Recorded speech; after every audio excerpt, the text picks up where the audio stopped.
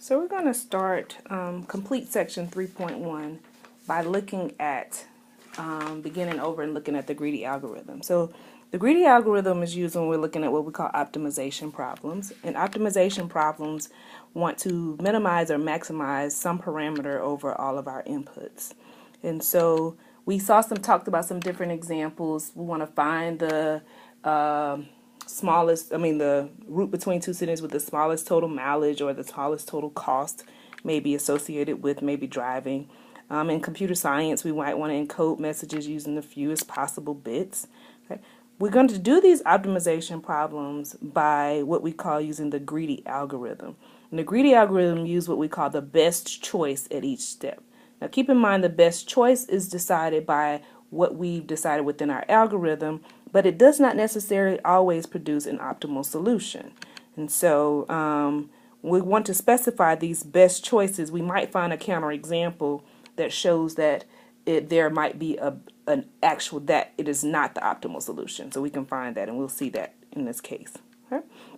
And so the first one we want to look at is the greedy algorithm for making change. So this algorithm, we're going to use US coins. If we have N cents and use quarters, dimes, nickels, pennies, okay, that our goal is to find the fewest number of coins possible to make change. So for instance, if I have, say, 50 cents, what is the fewest possible amount of coins that I can use with change? Okay? So the greedy algorithm, says what it's going to tell us is that at each step, we're going to take away a coin as long as it does not exceed the amount of change left. So for instance, if we look and we have 67 cents, okay? So we'll start with 67 cents, and then the highest denomination of coins right now we have is 25, which is a quarter. So we'll have 42 cents left. So we've used 1/4. So the greedy algorithm says we take the next highest denomination that does not exceed this amount. So since we have not exceeded a quarter, we will take another quarter. And now we're down to 17 cents. So we've used another quarter. At 17 cents, this amount exceeds the quarter, so we must go to the next denomination, which happens to be a dime. And so when we take away a dime, we have 1 dime, we have 7 cents. The 7 cents exceeds the dime. And so we will go to the next denomination, which is a nickel. So we have 2. And so we have 1 nickel. And then, of course, the nickel exceeds the 2 cents we have left. So we move to the penny. And we have 1 penny. And then we do this until we get to, 0, 1 penny. And we check we have 2 quarters, 1 dime, 1 nickel, and 2 pennies, which is 1, 2, 3, 4, 5, 6 coins. And so we are saying that the greedy algorithm gives us this optimal amount. There is no other way that we can get these coins. Get a less amount of coins with 67 cents. So we see that done here. Okay, and we ended up with 6 coins. So what does the greedy making algorithm look like?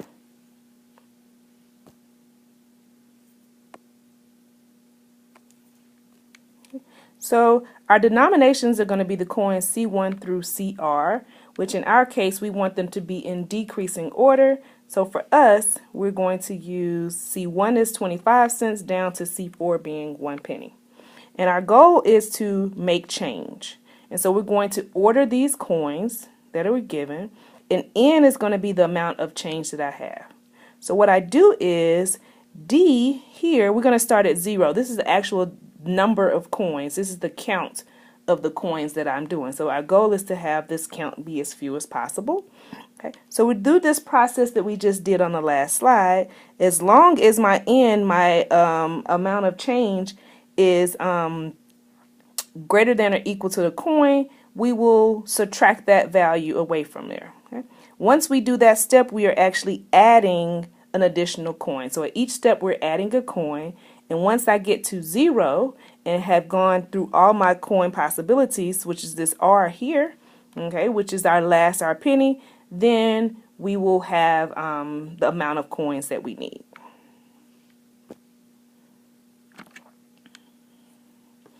And so we want to show that this US coins, if we make change in this using this algorithm, that it is optimal. So we're going to see a lemma. This lemma says that if n is a positive integer and n cents in change using quarters, dimes, nickels, and pennies, using the fewest coins possible, we'll have at most 2 dimes, 1 nickel, 4 pennies, and cannot have 4 dimes and a nickel. So let's think about that.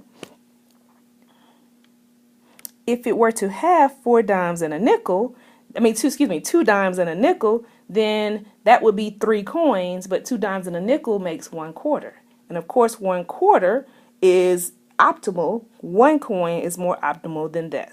So therefore, the total number of dimes, nickels, pennies, and pennies together must not exceed 24 cents. So we can look at this with a proof by contradiction. If we have 3 dimes, of course, we could replace that with a quarter and a nickel, which is more optimal with 2 coins instead of 3.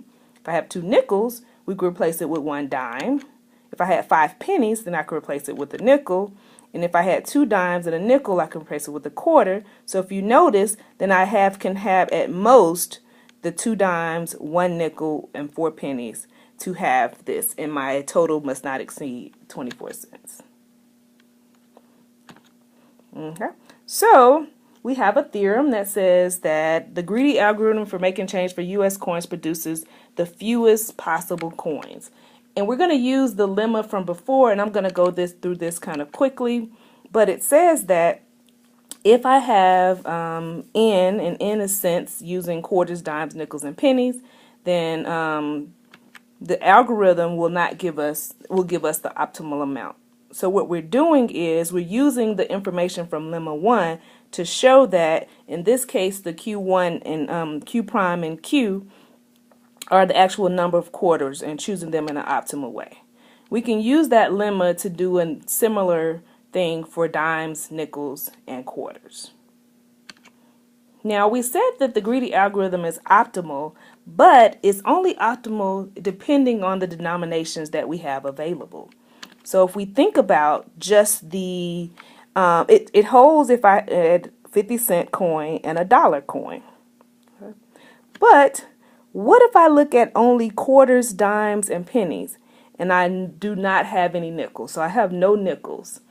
If I look at this and have no nickels, excuse that, sorry, have no nickels, then we say that this procedure is no longer optimal. The greedy algorithm is no longer optimal. So let's consider 31 cents.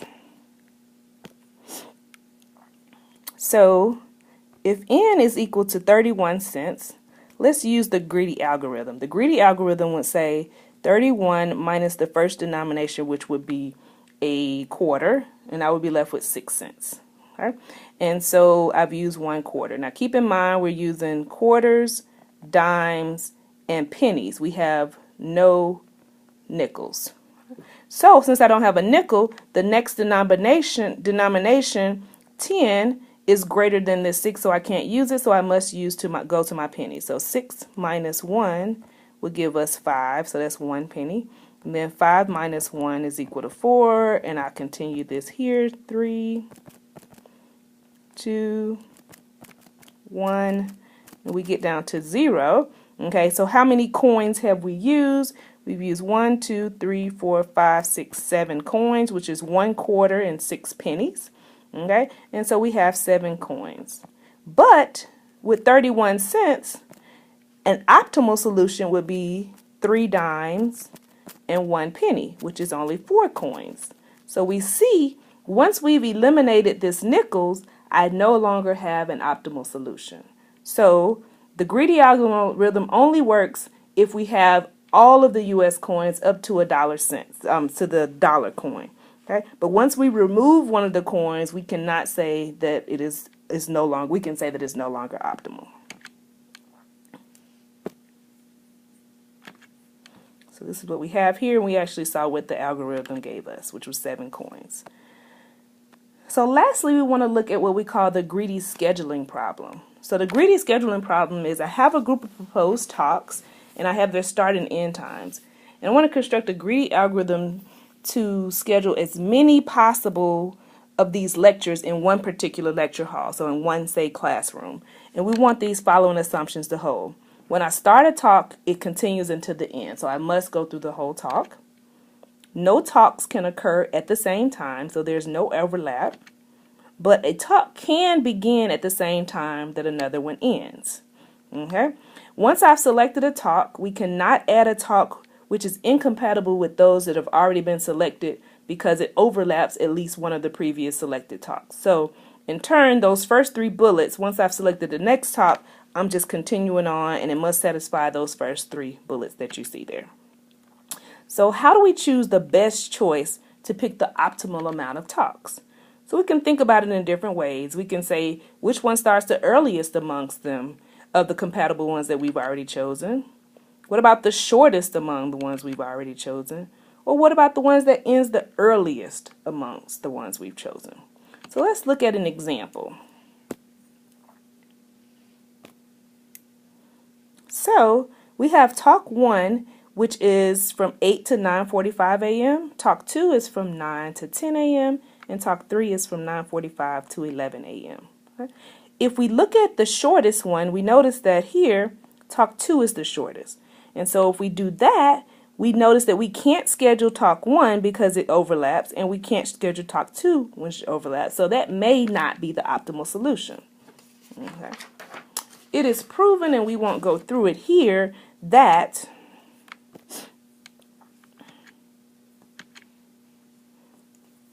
the talk that ends the soonest, okay, will give us the optimal amount of scheduling. So let's look at this algorithm. So our goal is, if we look at the earliest ending time amongst all of the compatible talks, we will get an optimal amount of talks. So we want to schedule these talks in a particular room. So we have end talks. These are our start times, and these are our end times. Okay. So what we're going to do is, the first step is to order these talks in order. Okay. So we're going to sort the talks by their finishing times. And once we've sorted the talks by their finishing times, we go through all the steps that make it compatible. Right? We want to make sure that no talks occur at the same time. Once another stock talks, it must end, as well as, but we can begin one at the same start time. So if one ends at 9:15, the next one can also begin. So if we go back to look at our talks, if we do that, if we order these talks with the earliest end time, talk 1, sorry about that. The earliest end time, we put these in order.